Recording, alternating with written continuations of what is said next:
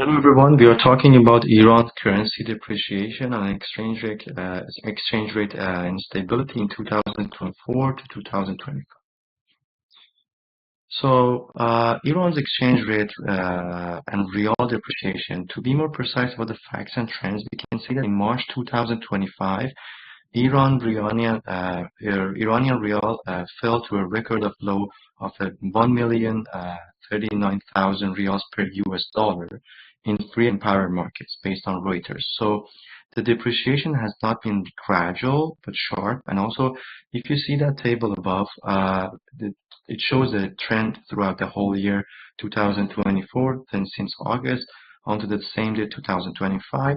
So you can see the upward trend of US dollar on in comparison to real. So it has always been on the rise. So just to see the reasons and the cause of the depreciation, we can see that it's based off what we studied. The main reason is sanctions. So we know that Iran is an exporter of oil, and their most income globally comes from that. So sanctions of UN and especially USA doesn't help at all here. Also, inflation. We know that Iran has a very high inflation rate. Based on the statistics, it shows 40%, but it can even be higher because the government is not that transparent in that sense.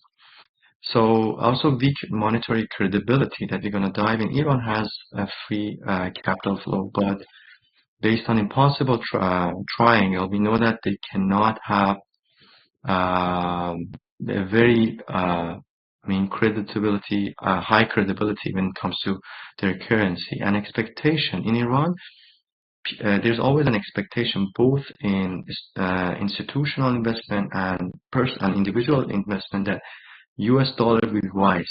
It's happened constantly throughout the whole 40 years. So they already know that. So it's harder, no matter what the central bank does, currency doesn't get as strong as it should be. And political instability is the main reason we have all these issues. Iran has always been in tension, political issues with their neighbors, with the countries around the world. Right now, we're in the middle of a war. Just a very fragile ceasefire has happened between Israel and Iran. So politically, they are not stable at all. So when it comes to interest rate policy, central bank is trying to increase interest rate all the time. Right now, the interest rate in banks in Iran is 22 to 24%, which is a very high rate in comparison to modern economies. But even though it cannot retaliate the problem they have, and the depreciation is still happening for their real. So theoretically, the framework is that floating exchange rate works the way that it just the currency adjusts itself through supply and demand. But in Iran, due to low supply of foreign exchange due to sanctions and high demands for US dollar, as I said, both in institutional and individual investments, so we cannot necessarily say that supply and demand is controlling the currency. Monetary policy limits. Central bank cannot credibly tighten policy because raising interest rate does little because the trust is gone on the currency. Now we come to hedging. Hedging in absence of stability is going to be the way that individuals and firms try to hedge with other things like gold, crypto, and informal FX contracts instead of relying on the domestic financial. So we have done a comparison here between Iran and one of the advanced economies we know, which is Canada. So Iran citizens turn to crypto as a hedge. So according to AAA, 13.46% of Iranians owned crypto in 2023, which is a significant amount in comparison to Canada, which has much lower rates for such a currency. And that becomes more surprising when we see their foreign reserve comparison, because Iran has 85.2 billion US dollar dated on 2020. I'm sure it's lower now. And Canada has 128 billion US dollars. So for a country with more wealth, people are trying to put their money in lower risk, like bonding or whatever other hedge they can think of.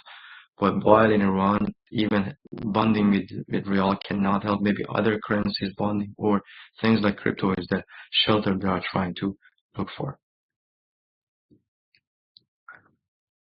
So, impact of household and businesses. Actually, imports in Iran, it has higher costs, especially for food, medicine, and technology. Purchasing power is always eroding due to inflation. Capital flights. Citizens move their savings into USD, gold, and crypto. As I said, whoever saves their money is actually losing the money when it comes to real. And businesses, there's always a struggling for rising costs. Also, because interest rates are high, borrowing money is even more expensive for businesses. So it's even worse in the scenario. So the global implications. So oil trade, as I said, Iran increasingly use non-USD currencies to retaliate the problem, like yuan and dirhams, but it's not as effective as it should be. There's shift to currency in currency use, as I said, to erode USD dominance. So with their neighbors, for example, they're trying to use other currencies and alternative assets like growth in gold, global safe haven demands like gold and crypto linked Iranian to the similar crisis. So because still there are risks that people in Iran are taking. And actually, as I said, high interest rate makes borrowing more expensive for businesses and consumers. So as far as the policies are concerned, so we know that Iran has done some responses. For example, redomination of proposal. Technically, actual currency of Iran is Toman, which has one less zero than Rial has, but it still is not working as efficient. So they are trying to remove more zeros from their currency, or they are trying to put their hopes on negotiations, which is happening for so many years, to actually reduce the sanctions to increase the FX market. And central bank actions, it's limited because of the structure of the government, but they are trying to just work with money supply and interest rate changes. The forecast is that it might get slower with the problem, but still we can see that the pressure is there until we do a restructure and a reform in the structure of the government. So that's the president of Iran on the picture. I think no matter what the government is doing, until the time that these obstacles are there, and no matter how fast the car is stuck over them. So just to conclude, I can say that Iran's case illustrates how floating exchange rate in theory can collapse under sanctions, inflation, and weak credibility. So what we learned throughout the course is only applicable if we have a structure that can make economy work the way it should. So hedging differs. In Iran, we have more risk takers than we have in Canada because they are already living on the risk when they actually their income is in real. So they are already taking a risk. So they are willing to take more risk doing investment in other currencies. And my key takeaway here is that without trust and reserves, monetary policy loses its function and its effectiveness, and parallel market plus effective alternative asset dominate economic life. And these are the references, and thank you for the attention. Have a good one.